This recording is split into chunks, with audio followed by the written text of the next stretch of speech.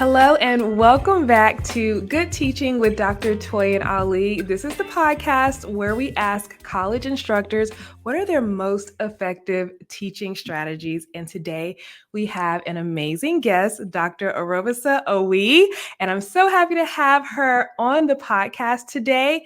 Let me share a little bit about her and then we'll jump right into the interview. So, Dr. Orobosa Owie is a professor, leadership development expert, women's empowerment global speaker, and author of Be Bold, Be Confident, Be You, a motivational guidebook in Shattering the Fear Ceiling. As a former United Nations youth leader, she created and hosted a series of programs and events to provide the next generation of emerging leaders with the essential tools, resources, and advice needed to succeed. Impressed by her impact with the New York City young professionals community, former President Barack Obama invited Dr. Orobosa to participate in a roundtable discussion at the White House in 2014 to discuss the launch of the administration's Young African Leaders Initiative and its Nelson Mandela Washington Fellowship. Since then, Dr. Orobosa has traveled the world, fulfilling her mission to empower leaders through entrepreneurship, career development, leadership, and advocacy. She is the founder and chief executive officer of For Health Scholars, an educational media and consultancy firm for healthcare professionals. Dr. Orobosa is also the founder of the Be Bold Africa Foundation, a Christian-based charitable organization that offers career and leadership development mentorship programs for young women and girls globally. She has partnered with and earned endorsements from esteemed leaders and organizations, including NYS Senator Leroy Comrie and the United Nations Association, the U.S. Department of State, the International Reciprocal Exchange, the NYU Columbia University, and the African Union. Dr. Orobosa holds a bachelor's, master's, and doctorate in healthcare administration. And if you're impressed, you know I'm impressed too.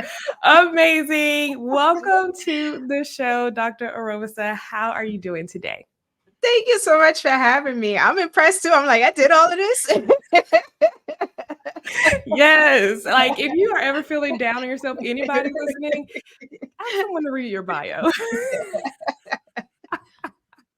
Yes, we're so happy to have you here to talk about your teaching as well as the work that you're doing in the different areas that you're doing it.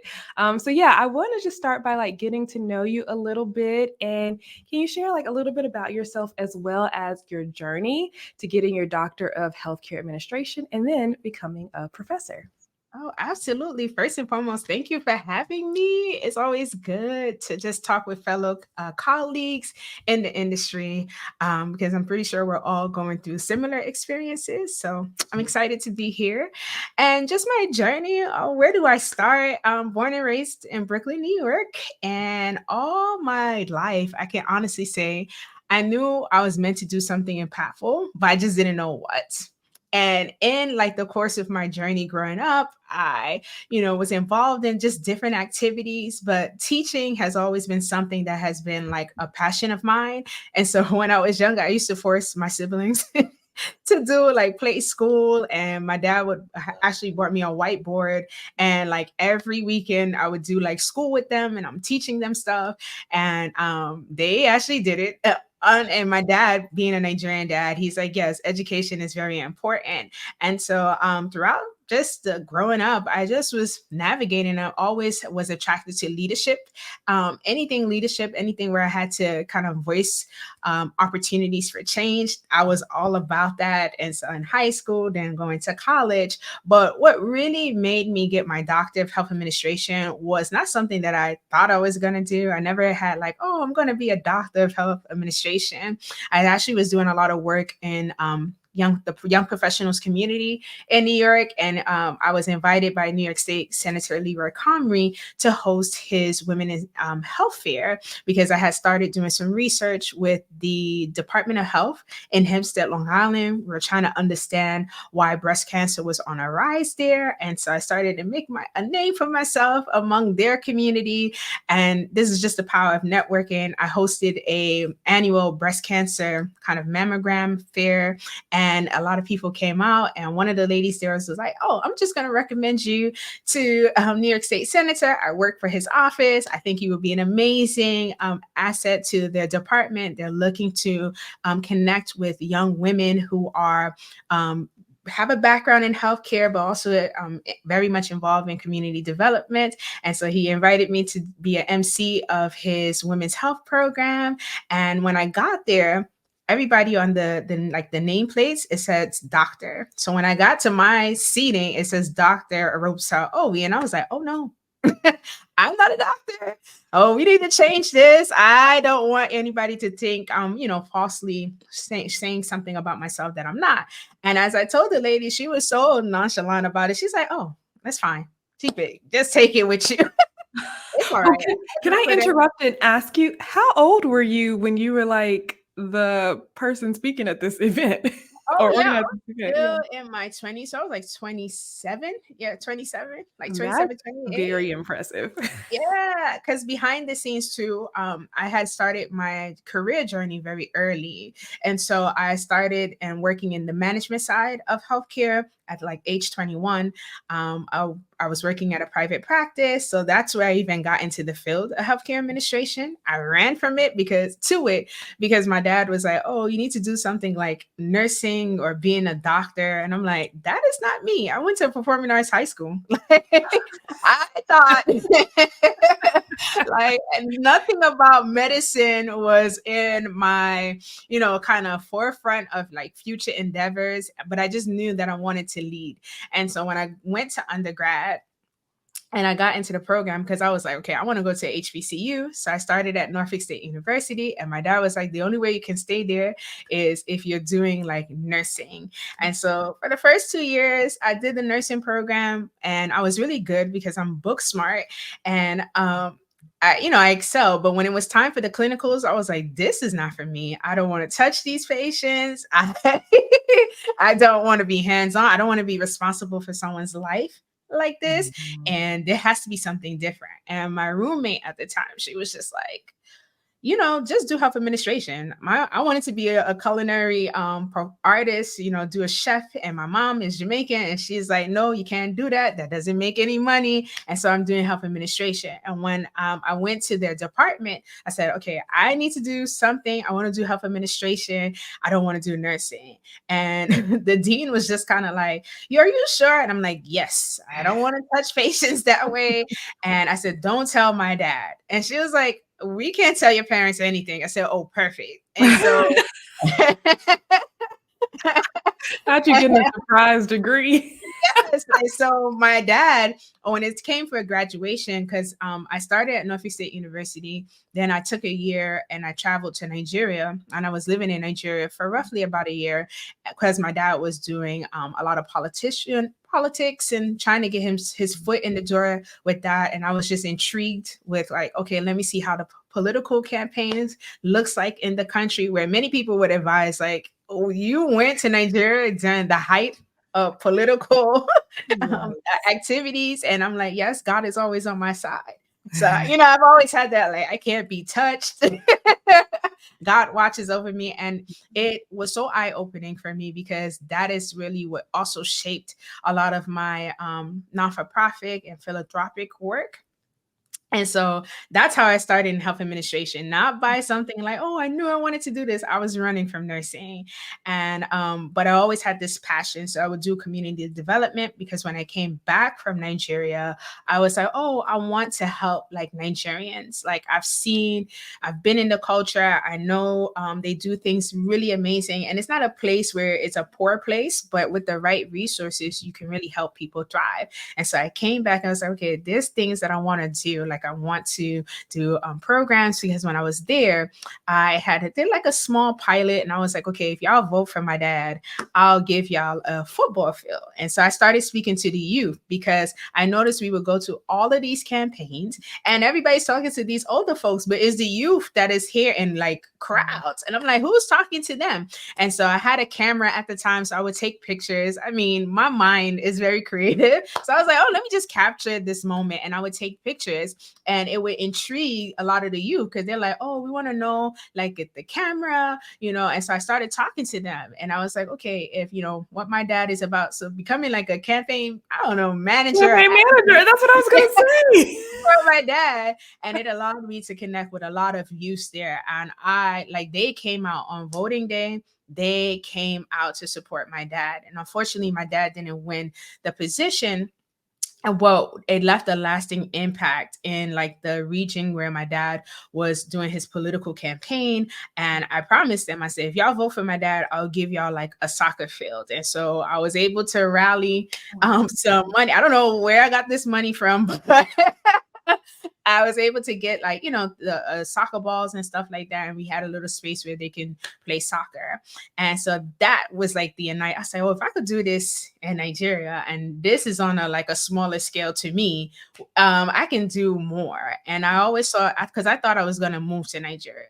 I was like, oh, I was in love with the country. I loved like just my, you know, culture at that time. And I was just like, yeah, I could do more. So when I came back, I was like, okay, I'm gonna do school. I'm gonna finish my undergraduate program, but I'm not gonna go back to Norfolk State. I'm gonna finish in New York, and I went to Lehman College. And on the side, I'm also gonna figure out how do I get involved in like the African affairs work. And so I had a family friend who was like, yeah, just come with me. I'm a part of the United Nations Association, and we do a lot of like African development work. We do a lot of happy hours. So when I went, I was like, okay. I started to get there, and then their president was like, he's stepping down. Does anybody want to be the president? And so instantly I was like, yeah, let me do it, because I've always had like this drive, this passion for leadership. And in my mind, I was like, there's more to us as young professionals than happy hours. Like, that's nice, but we want to do content driven activities. A lot of us want to know how we can get our foot on the grounds on the continent, and you know, make impact. And you can do that and still have fun. And so once I became the president of this committee, that's when things really, really started to take off for me, because I was doing programs and I was just getting collaborations with all types of like the missions, United Nations, Columbia University, just anybody who was of, you know, a high regard in New York City, who wanted to be about cultural development. I will work with them. So, I mean, I used to hit the streets like walking, not literally. I would just literally walk, you know. I had this mission, like, I'm going to do this. And it grew. It grew. People started to recognize me. I did a big event at the UN. It was a movie screening. It was the first time the UN had featured a movie from the African continent in their their theater room, and that was well attended. And so the buzz is out there. There's like, we don't know who this girl really is, where she came from, but she's doing amazing work. And because of that, and really meeting different people, they were like, oh, there's an initiative happening with President Obama. You know, he's of Kenyan descent. He wants to do stuff on the ground. I'm just going to submit your name to his advising team, and he and the advising team are going to pick like members who can come and help them shape this program.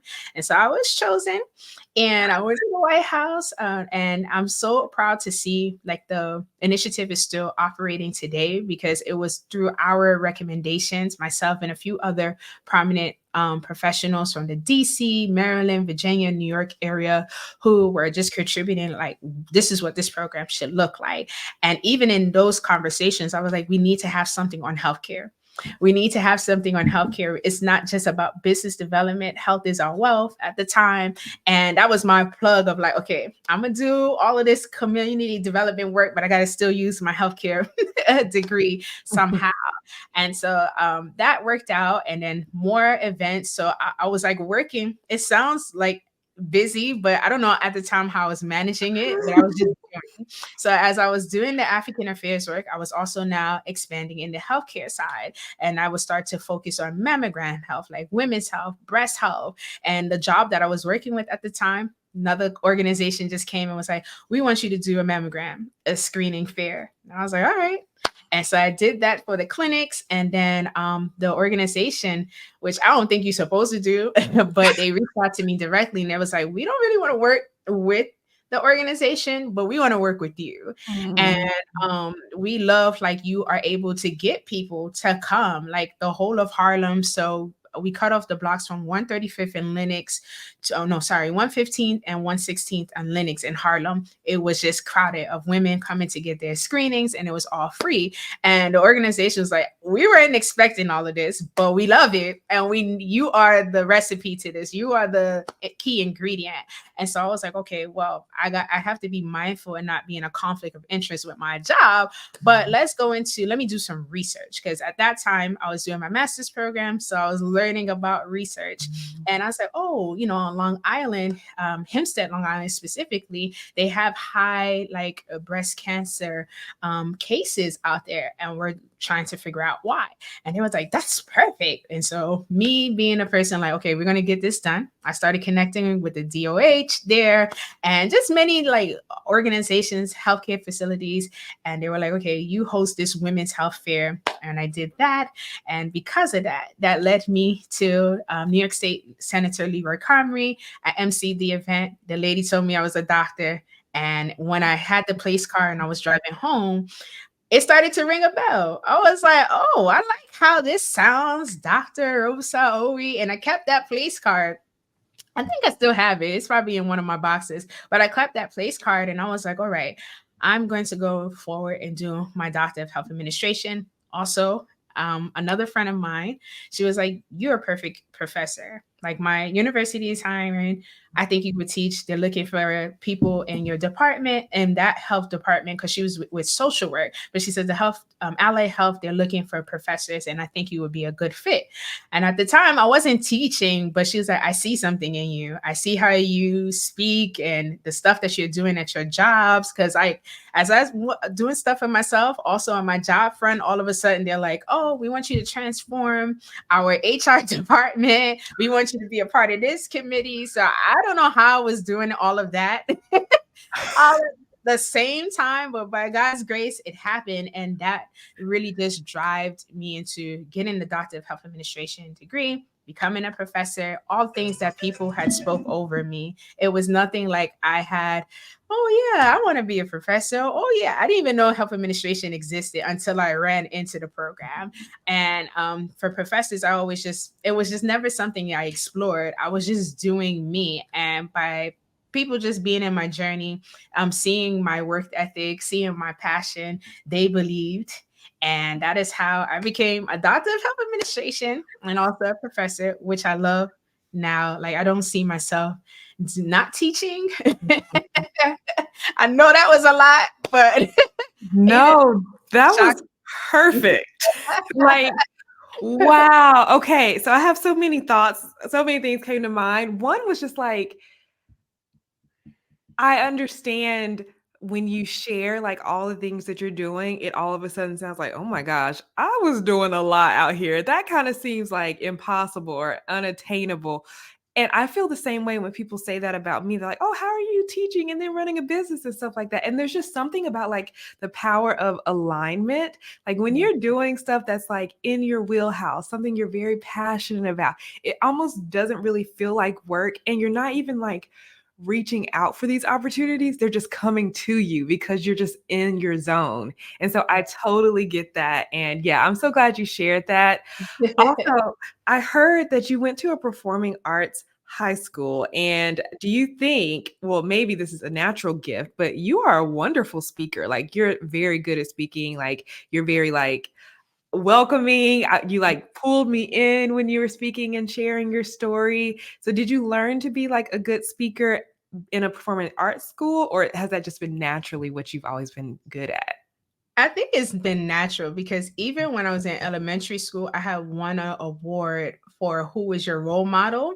And many people in my, in elementary school, they were writing about like superheroes and things of that nature. But I wrote about my mom being my role model and my teacher. And once again, always people seeing the, power and passion and where I can go, my competency. She's like, I'm going to submit you to a competition. That's what she told my parents. And I won. And on that stage, they ask you, you have to explain why, you wrote about your mom. Like my parents, like something with her is very special. And like when I'm in situations like that, is no training. It just, I show up and I speak and it doesn't bother me. Even then, my dad would laugh because he's like, there was a little boy on the stage and he was like, oh, Auntie just told him like, hey,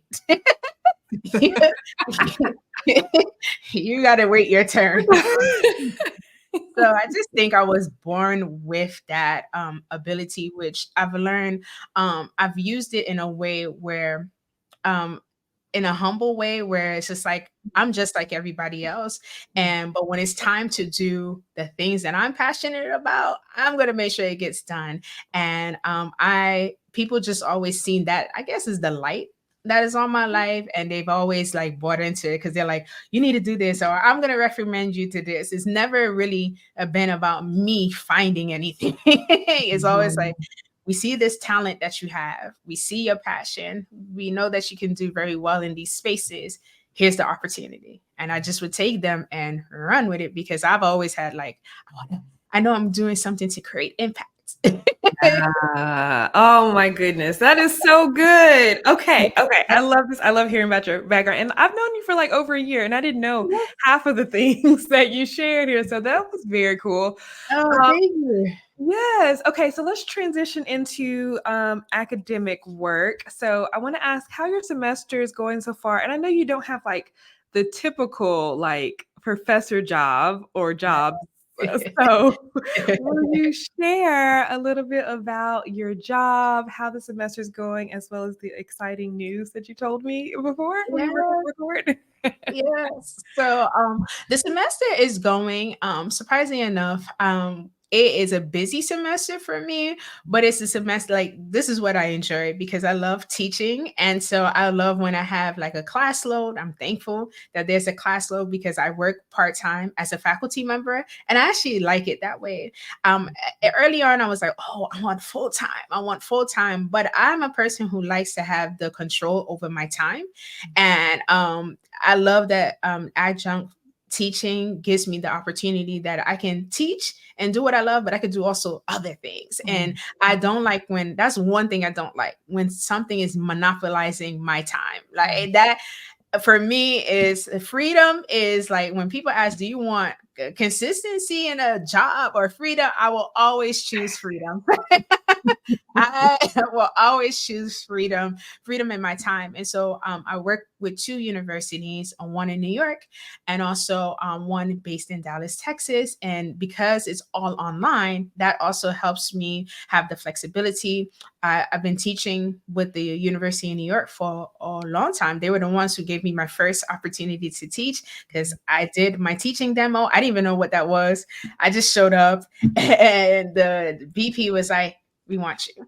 Wow. People stress so hard about the teaching demo, and you were just like, I was just like, oh, they say put a presentation together. I had asked my friend, I was like, what is this teaching demo all about? She said, okay, you just have to show your teaching style. I didn't even know what teaching style it was. I just knew that I understood the business of healthcare. And they asked me to teach on the topic of managed care. And I just came and I was like, okay. And I started speaking and he was like, yes. that's so good. So I've been with that university for 7 years. And then of recent, there's another university. It's Christian based here in Dallas. I've been with them since 2020. Wow. 4 years now. Wow. So yeah. And so I love the fact that I've had the ability to instill knowledge into learners because I share everything that I wish I had in my educational journey, the good things and the things that presented challenges. And I really just share those like real insights in the classroom. And I think that's why my students, they gravitate to me. Oftentimes my classes are booked, and it's YouTube now. Doesn't it helps with that because now they're like, oh, I seen you on YouTube. Yeah, definitely he's the person. And because my name is so unique, it's like we're not, this has to be her. And so when they look it up, they're like, yes, I'm in her class and I see her, I watch you on YouTube, professor, and I'm so happy to be in your class. And I'm like, oh wow. Yes. So it's busy, but it's going. And at the Dallas school, there are new they have a new master's program, and they were looking for someone to really help them grow it in a way that would be sustainable. And they had this position of lead adjunct and more money. And it just allowed me to give like that creative insights that I want to bring into the classroom. I think being a change agent requires you to insert yourself in places that may feel uncomfortable to many, but it allows you to express your voice. It allows you to advocate for things that students can relate to. You know, I hate the classrooms, honestly, that all you're doing is just speaking at me. You're just Mhm. lecturing to me. This stuff is not, transfer or converting to how I'm going to use this in the field. And I've always been like, okay, no, the classroom should feel is like an extension of what you're about to walk into as a healthcare professional, especially. The healthcare industry is multifaceted and highly complex, and it's not for the faint of heart. And also having that like practical experience, clinical expertise, and all of the years, because I've done that now for like 16 years working in hospitals, clinics, all alongside all of the other stuff that I talked about earlier, and has given me a wealth of knowledge that I get to offload it in the classroom. Because like my family and friends, they're like, we don't know what you're talking about. And I'm like, you just don't, you don't get it. But when I come in, I offload it in the classroom, the students is like, wow, yeah, that you had that experience. I'm like, yeah, that's what I mean. Right? Like, this is what I mean when I'm telling you this was so a unique thing that happened as a manager and the patient, where family members is like, okay, are you okay? Do you do you need some stress? What's happening? How can I support you? And so I love bringing that into the classroom. Students, it's busy. Academia is busy, but I love the adjunct lifestyle because it allows me to do the things that I enjoy.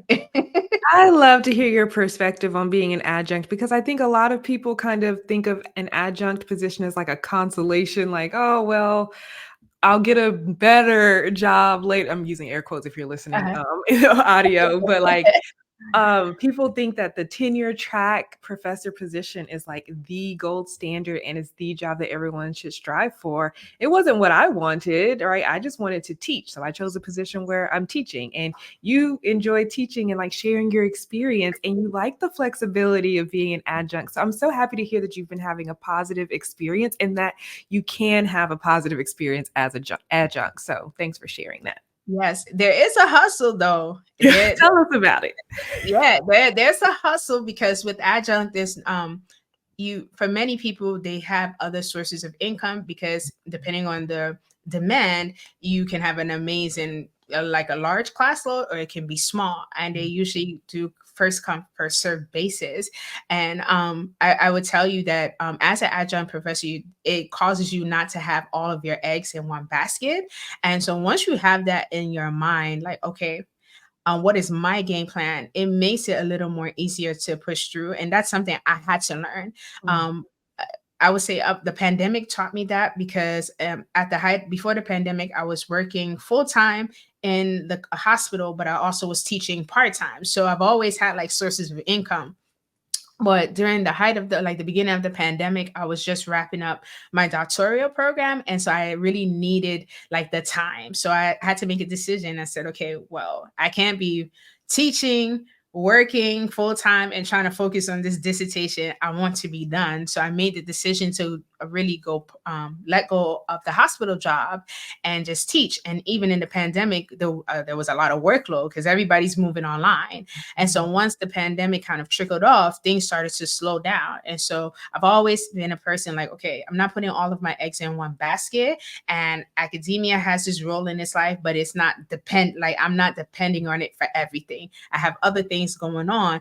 And there are days where you have amazing days, and then there are days you're like, whoo. But as long as you have a support system and a place where you anchor yourself in, which for me is God, you can really enjoy that experience for sure. Mm.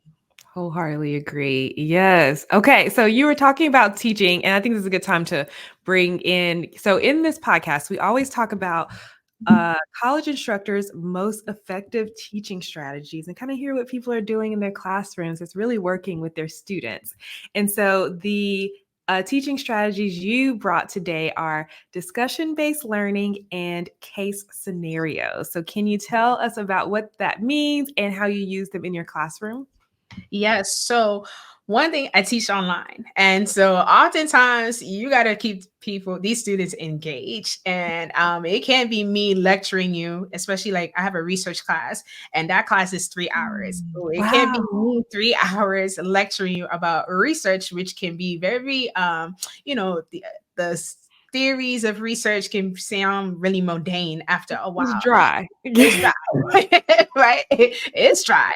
And so, how do we make this where in the field of healthcare, regardless if you're on the clinical side or the administrative side, it's still a hands-on business and it requires a lot of communication. And so the discussion-based learning is like we're looking at, okay, this is a problem. This is a theory that we're talking about. Let's have a discussion around it. What do you think? You didn't buy this expensive textbook just to have it. You bought it, you're reading it, and it makes students read because it's like, okay, I need to come to the class knowing what we're going to have a discussion around. Because I just tell you, we're talking about these two chapters for this class session. You better read it because you will be lost if you don't. And I will pull just different scenarios or incorporate the two case scenarios as well as discussion based learning. And we're having conversations about it. And through the conversations, now students are learning. They're learning, okay, yes, this is the professor's perspective, but it's only my perspective, right? The healthcare field is multifaceted. So it takes and it's rooted in human innovation.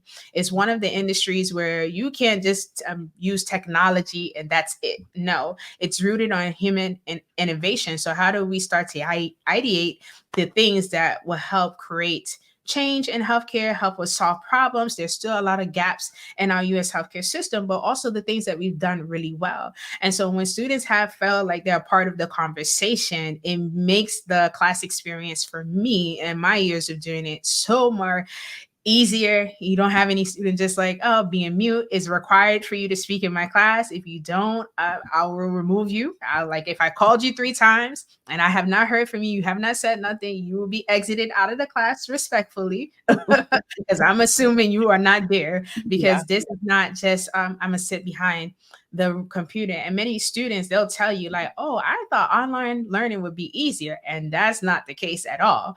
Like when we have holidays, the online learning setting is still there. You still have to do the work.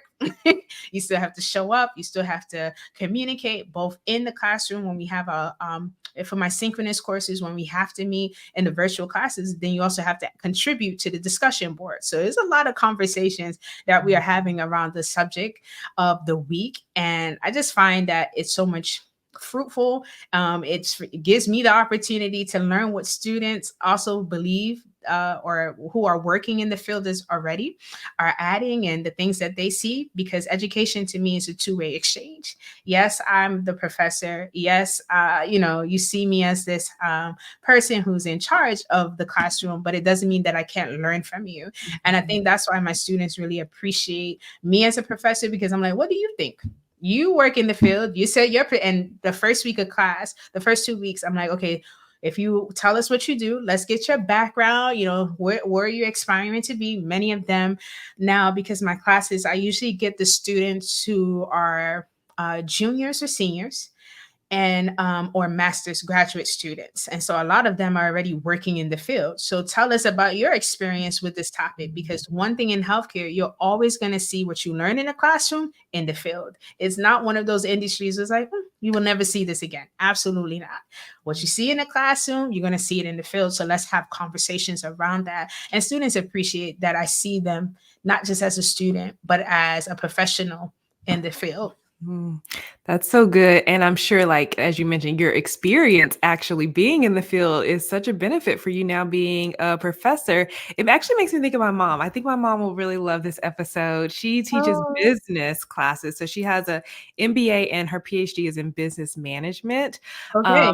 So many of her students are non-traditional. They have jobs, they have businesses, and so they're also taking her classes. So they actually have things to contribute to her class as well, just like your students. So I really love that. And that kind of, you mentioned like your students find you on YouTube. Let's just talk about that now. So you have a business as well for Yes. health scholars, and I love this because you've grown it like so quickly. Every time I see you on YouTube, I'm like, yes, she's doing it. She's killing it. So tell us what kind of led you to start for health scholars, and like what does it look like now? Yes. And so, many doctoral, once we become doctors, many people focus on publishing their research. But the doctorate that I have is a professional doctorate. So it's really about practical application. And I was like, well, I don't want to, I mean, publishing research is nice. And we need research in healthcare, but how can I use my dissertation in a way that can, people can learn from it. And so initially I started for Health Scholars as a platform where I'm just going to share my doctoral experience now that I'm on the other side, now that I have the doctorate degree, and I have a doctorate degree in a field where you don't see a lot of people of color hold this degree. And even in the positions where they train you for, like, okay, once you get this doctorate, you're going to be a CEO in the hospital. Even in that, you don't see the diversity in the representation. So I wanted to just first share my experience. Like, this is what I went through with the writing process. My dissertation got rejected 6 times, but keep pushing. All right. Yes. Thank you for sharing that. That's so good to share. Yeah, Yes. and that was humbling for me too, because I've always, like, I say this with school has always been like something where, not, I won't say not challenge me, but I've always been a top scholar. Let me just say that I've always been a high performance scholar, and so school had came really easy to me. We do the work, I write, I go, we graduate. That's like what my norm. And when I got, because I always like, okay, I have other things I'm doing. So this school cannot dominate my time. I got to graduate and move forward. And when I got to the doctoral program, my first 2 years, it was like that. You take their didactic courses, you pass, you write, you go, because I can read a textbook, I can read articles, and I can summarize and I understand. I'm a very visual learner. And so for me, it's like, oh, this makes sense. I see the big picture, I see the problem. This is how you solve it. But now, when it got to the dissertation writing stage, this is where it was challenging for me, because there was nobody talking about it. Then I was doing a professional doctorate, so all of the advice were for PhDs, and we have two different writing styles, because the PhD, you're focusing on original research, whereas a professional doctorate, we're taking what has already been published and we're now solving a problem and writing recommendations. So there was no blueprint. Then I didn't have the best of best academic support, and so I literally was frustrated. I'm like, because I'm a person who's like, tell me what you want. And I'm very black and white at times, but I know that the world is about uncertainty and operating in the gray. But I'm just like, tell me what you want. And they would just say, oh, well, this one review would say this is amazing, the next one says this can't pass, and just circumnavigating all of this reviewers feedback and trying to get to the document. And so for me, I was like, okay, how do I overcome this? Because it's becoming like rejection after rejection. I'm like, and I have the support here and the mentor, my dissertation supervisor, and she's like, well, yeah, it's perfect. So I'm just like, well, you say it's perfect, but every time we submit this, it's getting rejected. So something has to change. And YouTube, was my saving grace. I went to Mm. YouTube when it came down to statistics, when it came down to writing a capstone type of dissertation, which is different than what the PhD scholars write. It was a channel called Grad Coach. That channel helped me get to the finish line because it was a channel that talked about, qualitative research, quantitative research, mixed methods research. This is how you do your statistical testing. This is what it was very comprehensive. And because I had something now as a blueprint, it made it easier for me to make the changes to my dissertation and we can move ahead. But when I found them, I was on the fifth rejection. And Mhm. many people would give up, but I was like, no, I've invested all of this time. I have spent all of this money towards it. And I'm a person like my time is meaningful to me. That's why I said I would choose freedom every time. So when you have my time, we have to maximize it. If not, I have to get out of here. So my thing was like, I need to finish this. On top of that, we're not entering the pandemic. It's just looking, changes are happening, and I'm starting to feel like I'm stressed out. So I submitted my dissertation for the sixth time. And I was like, yes, we're going to do it. And it got rejected. And I remember just this is how I want to tell you people is always in your corner and God's in timing. He just sent a scholar. I did not know him from anywhere.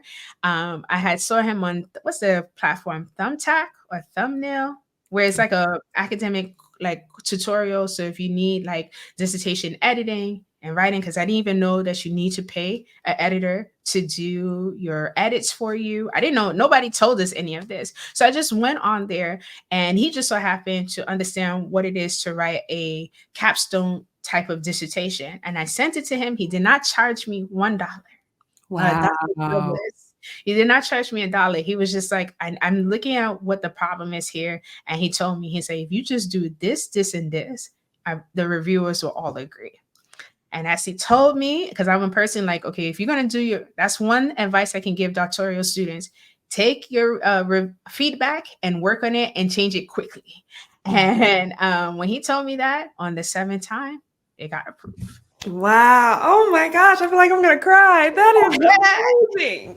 As you can What? imagine, I was like, oh, Oh, man. I mean, I know you got your doctorate. I know you passed, but like I was nervous. yes. But it just because I think my experiences before of just always being on a grind, always I'm going after what I want, it helped me stay in the long run. Because if I did not have those experiences of hustling, doing multiple things at one time, having passions here, it wouldn't have given me the tenacity to like forge ahead. And I'm like, no, I have to get to the finish line. I'm the first one in my family who's going to become a doctor. There's nobody in my family who's going to become a doctor, and there was nobody. Now my dad, he got his doctorate degree, What? and I was able to help him. He did financial accounting, and I was able to help him. But when he saw my like drive, because he'd been on and off, like doing doctorate, he would stop on and off, life happenings, working, he would stop. But when he saw the fight in me, like I gotta finish. I finish everything I start for the most part. I got to finish what I started. And when he saw that, he's like, okay, I need to finish what I started because you've inspired me. And I'm grateful, but I wanted to share that on the platform because if that wasn't for that YouTube channel, I don't know where I would be. I don't know. I don't know if I would have been able to figure it out, because that led me into Dr. Douglas, who I can't remember his on what I don't think is Thumbnail. I can't remember the platform, but he was just so kind to me, so gracious to me. And he was just like, yeah. He's like, you edit. And he was like, you don't need to pay for an editor. You've edited your resume, your dissertation just fine. He was like, this is like professional editing. You're all right. And I was like, okay. He's like, it's just that your statistic, your sample data can be a little tweak here. Right. Insert more of yourself in your dissertation as well. And many scholars don't know this. They feel like, oh, it has to be technical. But remember, this is your research and you have to have a voice in it. And he's like, yeah, your voice is missing. You need to insert your voice in a topic Mhm. that really I got rejected on the topic a few times, but I fought for that because I'm like, I'm inclusive, yes, but this is the problem area. And you said we have autonomy over our research. And I know that my dissertation is not my life work. Another tip Mhm. for those who are listening and you are like a teaching assistant and you're in the midst of doing your doctoral dissertation, it's not your life's work. You are still trying to pass. So do Mhm. everything that you need to do to pass. And then when you get outside, then you become like myself and Dr. Toyin. Then you do your life's work. Yes. Yes. Here. And so for health scholars was just an extension of my dissertation, which now it has evolved into something that I didn't even see coming. And people from all around the world is like, oh, I just love it. I want to go into health administration. I would get like medical doctors reach out to me, down to just people who are in Australia. And they're like, we have a program here. I'm trying to figure out how to do my dissertation. I want to get a job. How did you work? And do your doctorate? How did you work and get a master's degree? How did you do all of the things that you do? And so now we are heading to 6,000 subscribers, and I'm like, by God's grace. And so now I'm like, okay, I felt like I've exhausted everything that I thought I was supposed to talk about because I'm like, okay, I've shared everything that I know about my journey as it was like a relief. But now I'm like, okay, how do I keep this going? Because it's been something that people have come back and said, it has helped me. I've got Mhm. hired. You taught me Mhm. this. It opened my eye. I didn't even know you can be a doctor of health administration, which degree is right for me. And so it's like an extension of teaching for me. I think that's too. I created my own, and that's what led me to you. I Mhm. think that was because you were the first person who was that I saw was actually like sharing content about how to create this learning experience because there was all these business coaches, and I'm like, I've taken a few programs. I'm like, this does not touch upon what I want to do. Um, a lot of these students they don't have much money, Yeah. they're like how do we still support them? And then doctoral students, you may have some grant funding, but you got to spend that wisely. So how do we support them in a way? So I wasn't finding that with all the business coaches, but when I came across your channel, I was like, oh, this girl is she gets it. Like, yes, she's a professor, she can relate. I do not want to spend, I don't have enough time to spend on this business Monday through Sunday. I have to have something in like a day, Yes. preferably half a day. And just speaking with you, you've given me the systems to now turn it into a business because I didn't even come in it as a business. I came in it as just wanting to share what I know. But then you taught me how to make it a business. And so thank you for that. Oh, yeah. I mean, from when we first met, like, I don't know if people realize this, when we first met, you hadn't even started the YouTube channel for Health Scholars, and now No. you have over 6,000 Yeah. subscribers, and people are reaching out to you. That is so amazing. I, like, see you I don't know if you have been yet, like, traveling and speaking at different departments and stuff in Not universities. You can yet. totally, because like, that's kinda how I felt a little bit with the academic society. Is like, I've shared everything I know at this point. At this point, I'll just be recreating videos, and so that's when I realized, well, not everyone who's a grad student has seen my YouTube channel. Yes. They don't even know what I'm teaching over here, and so being invited to speak at different departments and universities, that's been really nice, and it's like, now I can just repurpose all the things I've shared before just to a new audience. So yeah, I love it. I'm so proud of you and everything you're doing with For Health Scholars. People are loving it, and I love seeing all of your stuff. And not only do you have For Health Scholars, you also wrote a book, which I think the title of your book, I feel like we've seen it. We've seen it throughout this whole like interview. Like, this is you, right? So you wrote a book called Be Bold, Be Confident, Be You, a motivational guidebook in shattering the fear ceiling. And you have this other foundation, Be Bold Africa, as well, that is related. So can you tell us a little bit about what your book is about, what led you to writing it, as well as your foundation as well? Yes. So, my book was an opportunity for me to release the a lot of the things that because I was growing in this space where people, I was getting a bit of notoriety across New York, and people were even across the globe knowing me before I started for Health Scholars. They had this impression of me like I don't have struggles, I haven't gone through traumas. It just always comes to me that way. And I just wanted an opportunity to be real with people. Like, yes, the woman you see today is because I have gone through some hard things, things that many people don't survive from. So I lost my mom at the age of 14. And as she passed, my life, I didn't know, she was my everything at the time. I didn't know how I was going to do life without her. I didn't even know that that was possible. So even now, as I just had my birthday in January, my 37th birthday, I look at myself, I'm like, wow, you really, really, really am someone that your mother would be proud of. Because like when she passed, I was just like, who, first of all, is this things that happen to people at 14? How do you survive? Everybody needs their mother. I don't know what life is going to look like, but I've always like into a way, I didn't grieve the way people grieved. I was just like, okay, let's do it. It's like sometimes I have to stop myself and say, life is not business as usual. You have to feel the emotions. And so my book was very cathartic for me because it allowed me to share my story. It allowed me to share that in becoming bold, in becoming confident, the person that you see in front of you who speaks very well,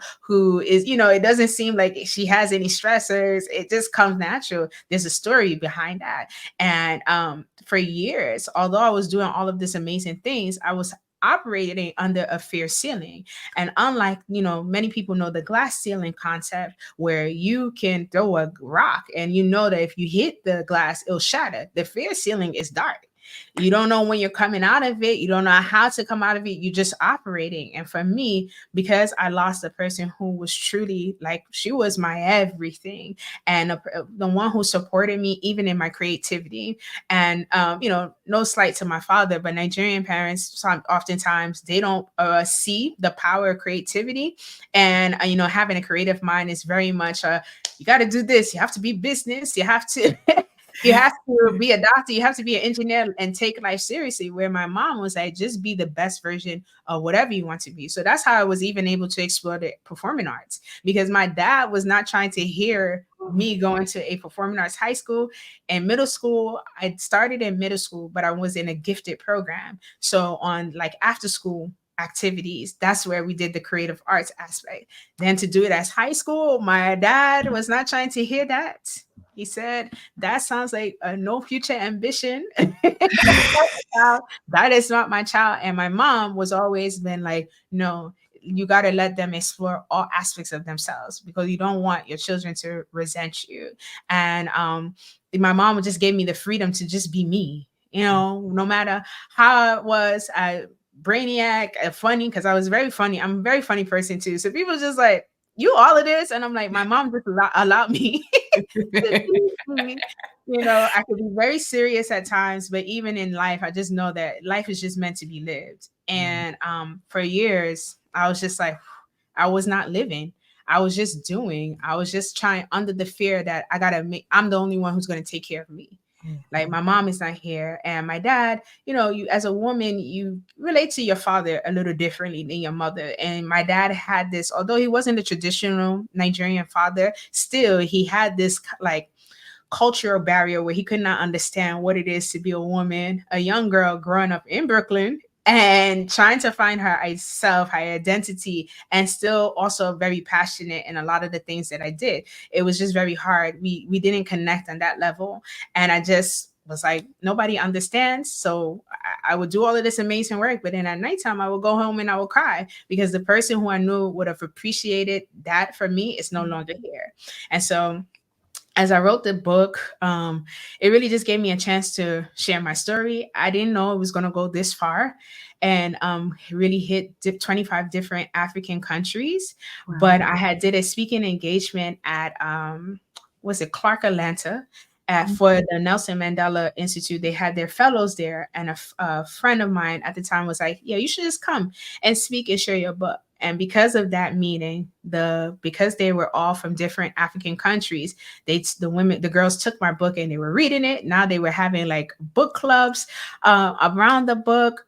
So like in Uganda, they had a book club. Zimbabwe, they had a book club around the book, and it was just spreading. And I was just like, and they're like, yeah, your book is in Africa. Then I started Wow. to see sales in Europe, and it was just women who were like me, first and second generation, even third generation, no, first and second generation African diasporans, of children of Africans, and we all have the similar story. Like we, outside of our culture, we're somebody, and how do we operate in this world?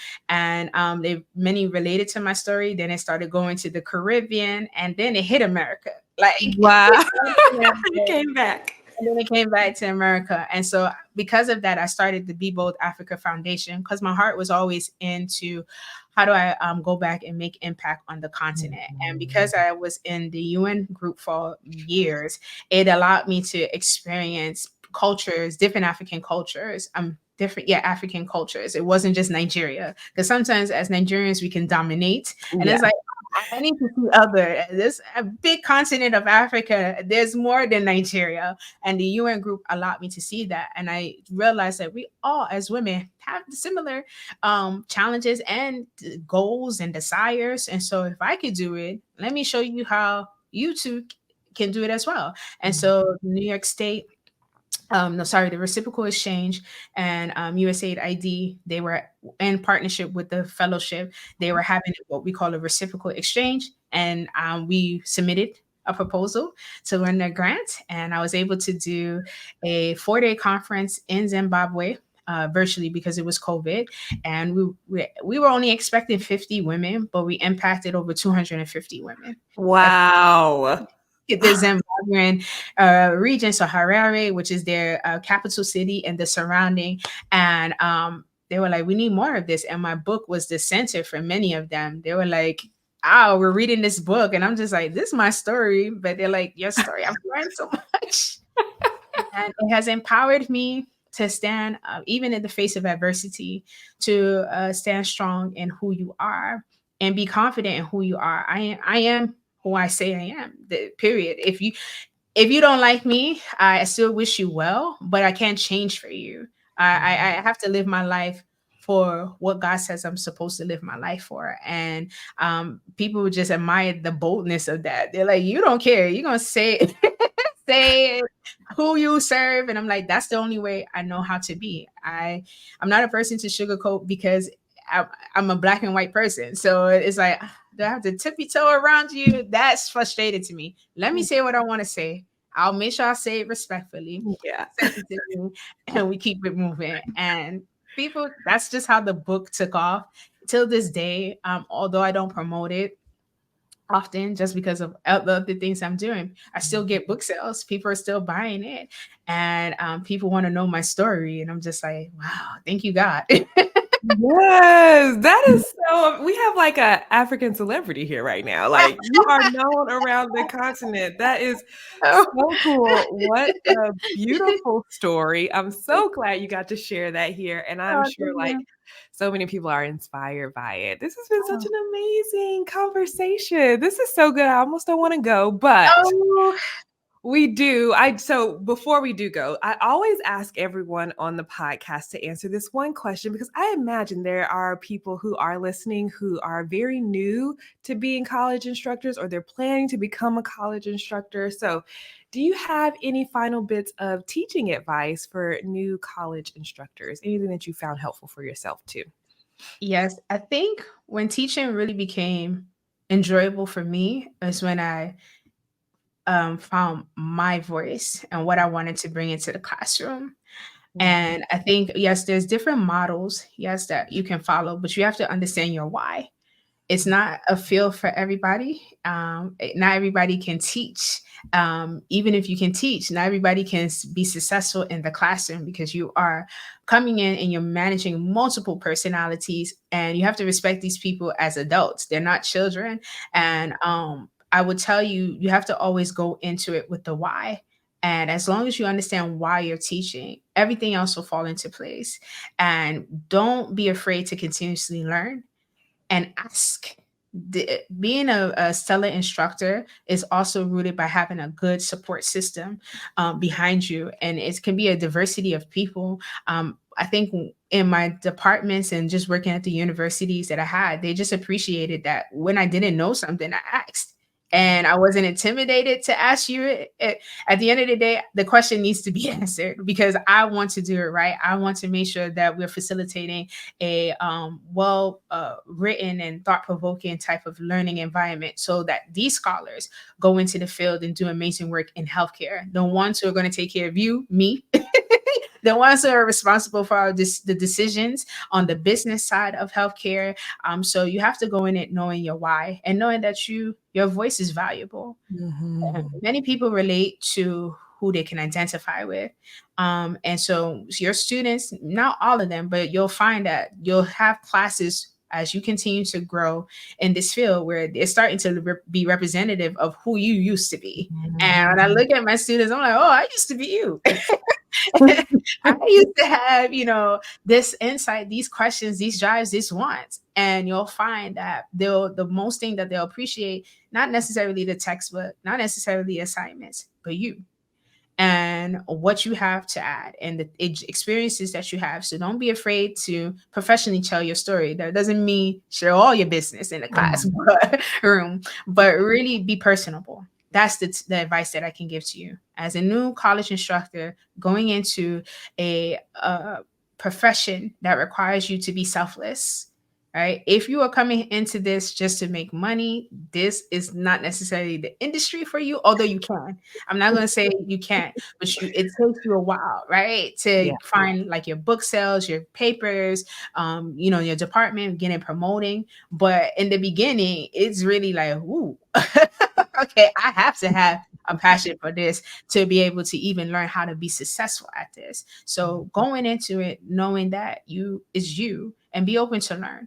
Be open, see your students not just as students, but as professionals who are also coming to add value to you in the classroom because it's your students who now help you keep the job. Trust me. Is the students who they speak highly of you. You treat them as human beings. You are personable but professional. You are competent in your subject matter. That is important because I show up to the classroom knowing that, okay, I may not know everything, but I know this subject matter here. And I know it like the back of my hand. I can teach it with my eyes closed. And I could teach it like that for years, and students appreciate that you show up with that authority that I'm a master of this subject, especially for us who are becoming doctors or are doctors in the field. You've gotten the degree that says, yeah, you're an expert in this field. How do I take this expertise into the classroom and still be reflective of me and as the scholar who was once a student? Yeah.